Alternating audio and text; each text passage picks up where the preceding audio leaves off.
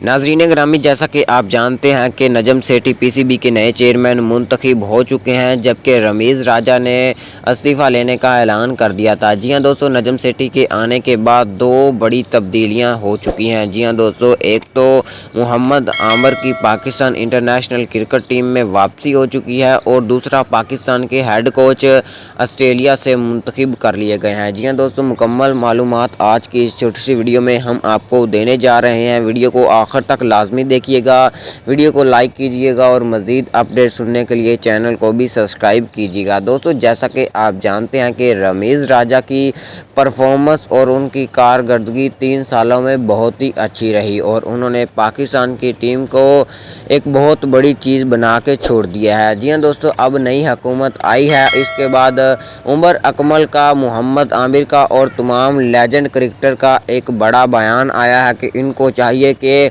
रमीज़ राजा से भी अच्छी परफॉर्मेंस दिखाएं। नाज़रीन, आपको बताता चलूं कि मोहम्मद आमिर की और शर्जील खान की भी पाकिस्तान इंटरनेशनल क्रिकेट टीम में वापसी हो चुकी है।